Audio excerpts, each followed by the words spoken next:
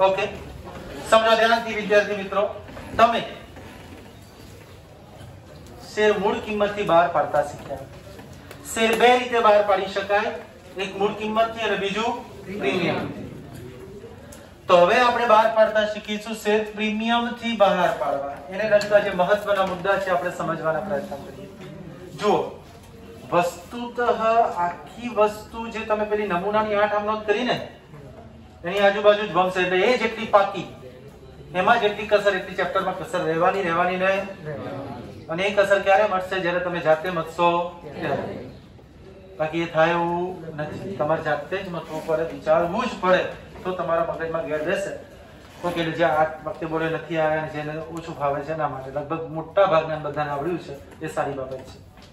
હવે બે રીતે શેર બહાર પાડે, એક મૂળ કિંમત છે, બીજું પ્રીમિયમથી. વટાવથી શેર બહાર પાડવાનો રિવાજ નથી. એ નવા સુધારામાં ના પાડી દીધી છે, એટલે તમારે બહુ મોટું કામ બાજુમાં જતું રહ્યું. નહીતર વટાવથી શેર બહાર પાડી શેર જપ્ત કરવાની આમનોંધ છે ને, એ વિદ્યાર્થીઓને સૌથી વધુ તકલીફ કરતી, પણ એ તો નીકળી. તો બે રીતે શેર બહાર પાડી શકાય, એક મૂળ કિંમત અને પ્રીમિયમથી શેર બહાર પાડવા એટલે શું?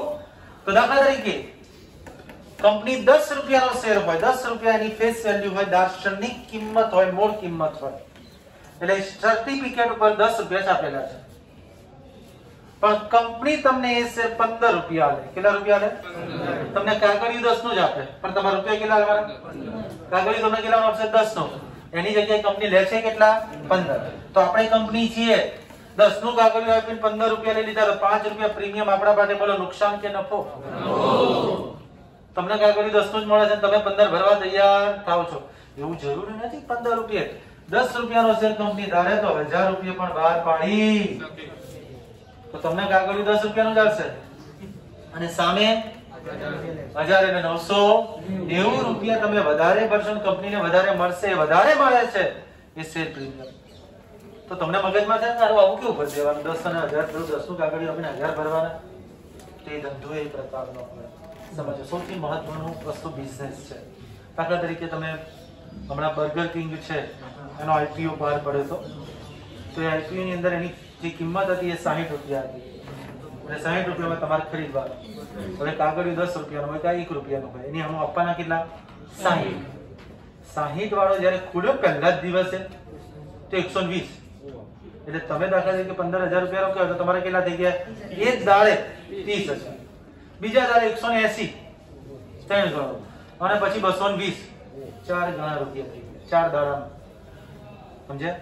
તો એવી કંપની કે જેની બજારમાં પ્રતિષ્ઠા સારી હોય. કેવી હોય બજારમાં પ્રતિષ્ઠા? સારી. નફાકારકતા વધુ હોય અને શેરના બજાર ભાવ ઊંચા હોય. 3 પ્રકારની. દાખલા તરીકે ટાટા છે, રિલાયન્સ છે, તો એ કઈ કંપની કહેવાય? પ્રતિષ્ઠિત કંપનીઓ કહેવાય. તો જે કંપનીની બજારમાં પ્રતિષ્ઠા સારી હોય, જે કંપનીની બજારમાં પ્રતિષ્ઠા સારી હોય, પછી નફાકારકતા વધુ હોય, શેરના બજાર ભાવ ઊંચા, આ 3 લક્ષણો વાળી કંપની. કેટલા લક્ષણો? 3. પહેલું, જે કંપનીની બજારમાં પ્રતિષ્ઠા સારી હોય, શેરના બજાર ભાવ ઊંચા, નફાકારકતા વધુ હોય, તે કંપની શેરની દાર્શનિક કિંમત કરતા વધુ કિંમતે શેર બહાર પાડે છે. ચાલે, કંપનીએ શેર કેવી રીતે બહાર પાડે કહેવાય? દાખલા તરીકે કંપની ₹10 ની મૂળ કિંમતનો શેર 12 લેખે બહાર પાડે તો કંપનીએ 2 રૂપિયાના પ્રીમિયમથી શેર બહાર પાડે છે, તેમ કહેવાય. પહેલા આપણે આટલું તૈયાર કરીએ. જે કંપનીની બજારમાં પ્રતિષ્ઠા સારી હોય, નફાકારકતા વધુ હોય, શેરના બજાર ભાવ ઊંચા હોય, એ કંપની શેરની દાર્શનિક કિંમત કરતા વધુ કિંમતે શેર બહાર પાડે ત્યારે કંપની શેર પ્રીમિયમથી બહાર પાડે છે, તેમ કહેવાય. અચ્છા, શેર પ્રીમિયમ. દાખલા તરીકે 10 ની મૂળ કિંમતનો શેર કંપની કેટલા લેખે બહાર પાડે? 12. દરજી બોલ. જે કંપની બજારમાં પ્રતિષ્ઠા સારી હોય, નફાકારકતા વધુ હોય અને શેર બજારના ભાવ ઊંચા હોય, તે કંપની દાર્શનિક કિંમત કરતા વધુ કિંમતે શેર બહાર પાડે છે, તેને કંપની શેર પ્રીમિયમથી બહાર પાડે. ઓકે, દાખલા તરીકે 10 રૂપિયાનો શેર 10 રૂપિયાનો શેર 12 રૂપિયા લેખે બહાર પાડે, અને 2 રૂપિયા તેને એમ કહેવાય કે 2 રૂપિયા વધુ કિંમતે બહાર પાડે પ્રીમિયમથી. પાછા તું બેઠો તો તને બેહવાનું કીધું તો તારે બોલ બોલે જે કંપની બજારમાં પ્રતિષ્ઠા સારી શેરના બજાર ભાવ શેર બજાર નહીં શેરના બજાર ભાવ ઊંચા પછી નફાકારકતામાં વધુ અને કંપની શેરની દાસરી કિંમત કરતા વધુ કિંમતે શેર બહાર પાડે છે ત્યારે કંપની શેર પ્રીમિયમ થી બહાર પાડે છે તેમ કહેવાય. શાબાશ. દાખલા તરીકે કંપની 10 રૂપિયાનું મૂળ કિંમતનો શેર 5 લાખ વેચે છે તો તે કંપનીને 2 રૂપિયા પ્રીમિયમ આપે. ઓકે સમજાવો. હવે આગળ વધીએ. હવે કંપની 10 નું કાગળિયું આપીને 12 રૂપિયા મેળવે છે તો 2 રૂપિયા કંપની માટે શું થયો? નફો. અને આ નફો કયો કહેવાય? તો મૂડી નફો. મોસ્ટ આઈએમપી વર્ડમાં પૂછાય કે શેર પ્રીમિયમ કંપની માટે કેવો નફો છે? મૂડી નફો છે. ઓકે. તેથી હવે નફો છે તો નિયમ શું છે? ખર્ચ ખોટ કે નુકસાન ને ઉધાર ઉપજ નફો કે લાભ ને તો મૂડી નફો છે. તેથી તે રકમ જામીનગીરી પ્રીમિયમ કોના ખાતે? પ્રીમિયમ નામના અલગ ખાતે જમા કરવામાં આવે છે. જામીનગીરી પ્રીમિયમ અનામત ખાતે જમા કરો તો પણ ચાલે, પણ આપણે જામીનગીરી પ્રીમિયમ ખાતે જમા કરીશું તો ફરીથી તે રકમ કંપની માટે શેર પ્રીમિયમની રકમ કંપની માટે કેવો નફો? મૂડી નફો છે. એટલે નફો શું થાય? હંમેશા જમા. તો કોના ખાતે જમા કરવાનો? જામીનગીરી પ્રીમિયમ.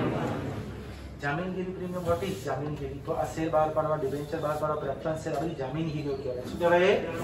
એના પરનું પ્રીમિયમ એટલે જામીનગીરી પ્રીમિયમ નામના અલગ ખાતે જમા કરવામાં આવે છે તો નફો છે. બીજું તમને એમ થાય કે શેર પ્રીમિયમની રકમ કંપની ક્યારે મળાવે? જામીનગીરી પ્રીમિયમની રકમ કંપની ક્યારે મંગાવે?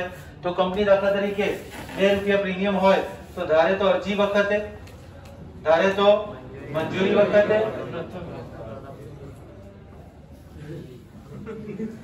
ગમણેથી હાથ લઈ લેને તો મારો હાથ તારા ગમણે આવશે. અરજી વખતે, મંજૂરી વખતે અને આખરી હપ્તા. દાખલા તરીકે કંપની દાખલા તરીકે 3, 4 2 રૂપિયાનું પ્રીમિયમ છે. 3 ને 4 7, 7 ને 5 12 થયા તો 2 રૂપિયા પ્રીમિયમ અહીંયા મંગાવી શકે. એને એમ થાય 2 રૂપિયા પ્રીમિયમ મારે અહીંયા મંગાવવું છે તો અહીંયા પણ મંગાવી શકે. બરાબર છે? એને થાય તો અહીંયા. બીજું એને એમ થાય કે મારે અહીંયા 50 પૈસા મંગાવવું છે, અહીં રૂપિયો મંગાવવું છે, નહીં 50 પૈસા મંગાવવું છે, ટુકડે ટુકડે મંગાવવું છે તો એ પણ મંગાવી. તો જામીનગીરી પ્રીમિયમની રકમ કંપની અરજી વખતે, મંજૂરી વખતે કે હપ્તા વખતે ટુકડે ટુકડે એક સાથે મંગાવી શકે. એનો કોઈ નિયમ નથી. બરાબર છે? તો બીજા 2 વાક્યો થયા. જામીનગીરી પ્રીમિયમ કંપની માટે કેવો નફો છે? મૂડી નફો છે. અચ્છા, મૂડી નફો છે તેથી તે રકમ જામીનગીરી પ્રીમિયમ ખાતે શું કરીશું? નામના અલગ ખાતે જમા. પછી જામીનગીરી પ્રીમિયમની રકમ કંપની ક્યારે મંગાવી શકે? અરજી વખતે, મંજૂરી વખતે, ટુકડે ટુકડે કે એક સાથે. ચલો આખું કોણ બોલી જશે ફટાફટ ઝડપથી. We do not have to have એક જ જણને ચાન્સ છે. એક જણને બોલવાનું છે. એ વિરલો કોણ?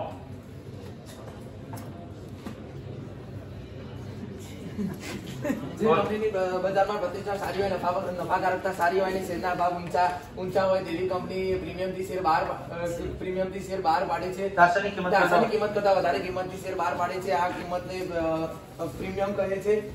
ઉદાહરણ તરીકે 10 રૂપિયાનો શેર બહાર પાડે તો 2 રૂપિયા પ્રીમિયમ કહેવાય. જામીનગીરી પ્રીમિયમની શેર પ્રીમિયમની રકમ શેર પ્રીમિયમની રકમ જામીનગીરી કંપની માટે મૂડી કંપની માટે મૂડી નફો છે ને તે જામીનગીરી પ્રીમિયમ નામના અલગ ખાતે જમા કરવામાં આવે છે. પછી જામીનગીરી પ્રીમિયમની રકમ જામીનગીરી પ્રીમિયમની રકમ કંપની અરજી વખતે, એ પછી મંજૂરી વખતે અને હપ્તા સમયે ટુકડે ટુકડે અથવા તો એક સાથે મંગાવી. ટુકડે ટુકડે એક સાથે મંગાવી શકે. તો હવે સમજો ધ્યાનથી જામીનગીરી પ્રીમિયમ અનામતમાં મહત્વના મુદ્દા. તો જામીનગીરી પ્રીમિયમ અનામત ઊભું થયું તો અનામતમાંથી શું કરી શકાય, શું ન કરી શકાય એ વાત કરીએ. તો જામીનગીરી પ્રીમિયમ અથવા તો તે જામીનગીરી પ્રીમિયમ મુક્ત અનામત નથી. મુક્ત અનામત મૂડી અનામત છે. કેવું અનામત છે? એ મુક્ત અનામત નથી, મૂડી અનામત છે. મુક્ત અનામત ને મૂડી અનામત પાછું તમને પ્રશ્ન થાય કે આ મુક્ત અનામત શું, મૂડી અનામત શું? તો જે નફામાંથી ઊભું કરવામાં આવ્યું, રોજબરોજ તમે ધંધો કરો છો એમાંથી નફો થાય એ નફામાંથી જે અનામત ઊભું કરો એ મુક્ત અનામત કહેવાય. અનામત, સામાન્ય અનામત, અનામત ભંડોળ, ખરીદર અકસ્માત, વળતર ભંડોળ, આ બધા મુક્ત અનામત છે. કેમ? તમે શેમાંથી ઉભા કરો છો? નફામાંથી જોગવાઈ ઉભા કરી કરો છો. આ નફામાંથી નહીં થયું, આ તો શેર બહાર પાડીને મળ્યું છે એટલે મૂડી અનામત છે. કેવું અનામત છે? અચ્છા, તો મૂડી, હવે તે મૂડી અનામત હોવાથી તેમાંથી ડિવિડન્ડ વહેંચી શકાય નહીં. ડિવિડન્ડ સિમ્પલ નિયમ છે, એમાંથી ડિવિડન્ડ વહેંચી શકાય. કેમ સિમ્પલ નિયમ? કારણ કે તમે ડિવિડન્ડ એટલે શું? નફામાંથી તમે જે વેચો છે, પણ આ નફો કઈ ધંધો, એને એ નફો પાછો ડિવિડન્ડ કયો? ધંધો કરી થયો એ નફો. આમાં કોઈ આપણે ધંધો કરી નફો કર્યો નથી, માલ ખરીદ વેચાણ કરી નફો કર્યો નથી, તો એ મૂડી અનામત છે. કેવું અનામત કહેવાય? મૂડી. એટલે શું ના વેચી શકાય એમાંથી? ડિવિડન્ડ. કારણ કે એ નફામાંથી ઊભું નથી થયું. સમજાય છે? ખાસ સંજોગોમાં કેટલીક જોગવાઈનું પાલન કરીને એમાંથી પણ ડિવિડન્ડ વેચી શકાય એવી જોગવાઈઓ કંપનીમાં છે, પણ એ ભવિષ્યમાં તમે શીખશો. ક્લિયર? તો હવે પ્રશ્ન થાય, તે મુક્ત અનામત નથી, મૂડી અનામત છે. મૂડી અનામત છે તો ડિવિડન્ડ વેચી શકાય નહીં. વિધાનસભ મિત તો કરી શું શકાય? તો પહેલું સ્થાપના ખર્ચ, પ્રાથમિક ખર્ચ, કેવો ખર્ચ? જેવી અવાસ્તવિક મિલકતો, માંડી વાળવા માટે ઉપયોગી છે. બરાબર છે? ઉપયોગ કરી શકાય અથવા ઉપયોગી છે. શું માંડી વાળવાનો? ભાઈ સ્થાપના ખર્ચ અને તમે ધંધો શરૂ કર્યો હોય એ વખતે જે ખર્ચ થયો હોય, તો આ તમે શેર બહાર પાડ્યા વખત નફો થયો, તો એ ખર્ચ એ નફામાંથી શું કરવાનો? તો સ્થાપના ખર્ચ, પ્રાથમિક ખર્ચ જેવી અવાસ્તવિક મિલકતો માંડી વાળો. નંબર 4, શેર કે ડિબેન્ચર બહાર પાડવાનો ખર્ચ. શેર કે ડિબેન્ચર બહાર પાડવાનો ખર્ચ, આપેલ કમિશન, આપેલ વટાવ વગેરે માંડી વાળવા માટે